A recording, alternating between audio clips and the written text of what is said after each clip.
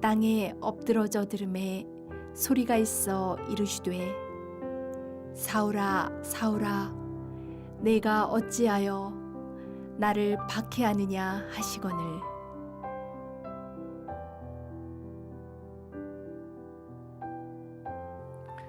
만남이라는 단어에는 두 가지 뜻이 있습니다. 하나는 미팅이죠. 서로 통성명을 하고 명함을 주고받는 것입니다. 두 번째 만남은 영어로는 엔카운터라고 하는데 단순히 만나는 것이 아니라 깊은 만남, 인격과 인격이 부딪히는 만남입니다. 한 사람의 삶을 바꾸어 놓는 잊을 수 없는 만남이지요.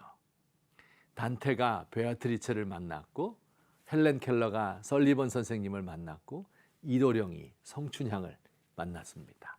서로의 삶에 큰 의미를 남긴 만남입니다. 스승과 제자의 만남, 둘도 없는 친구와의 만남, 무엇보다도 배우자와의 만남이 우리 인생을 바꾸는 중요한 만남들일 것입니다.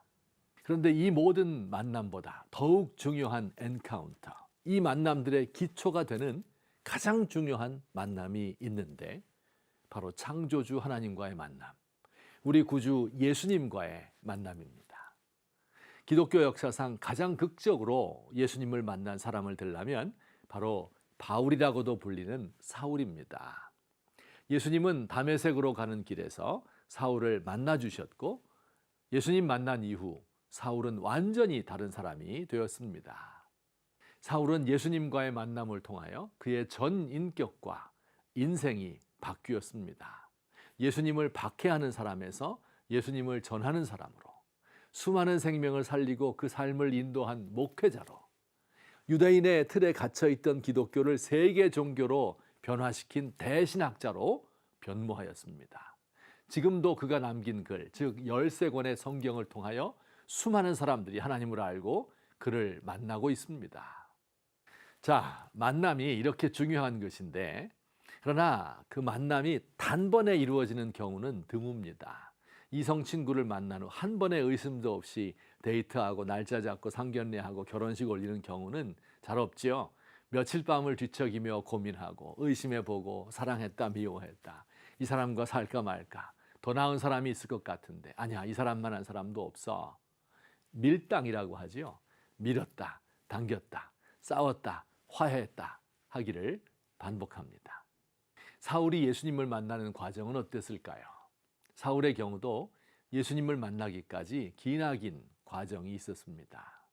이미 여러 차례 예수님이 사울을 만나려고 부르셨는데 사울은 마치 고집센 소가 저항하는 것처럼 예수님 부름을 거절하였습니다.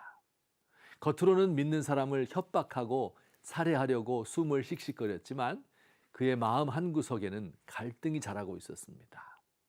낮에는 확신에 차서 예수 믿는 사람을 죽이러 다녔지만 밤에는 천사처럼 빛나는 얼굴로 죽어가던 스데반의 망령에 시달렸습니다.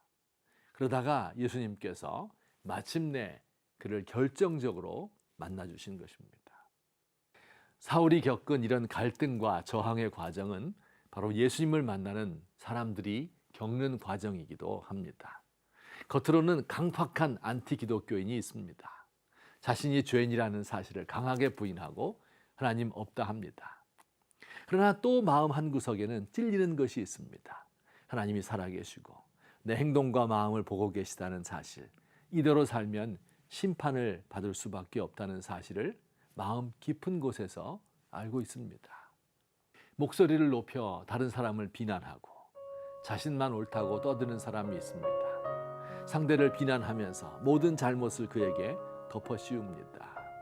하지만 아무도 없이 혼자 있는 날, 조용한 시간, 자기를 돌아보면 자기 자신이 가장 비난받을 죄인이라는 것을 알게 됩니다.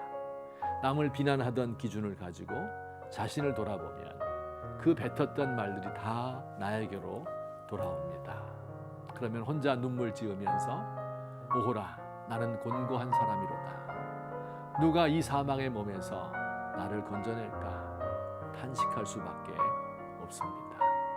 사랑하는 성도 여러분, 예수님을 만날 때가 다가오고 있습니다. 우리 주님과의 만남을 예비하시기 바랍니다.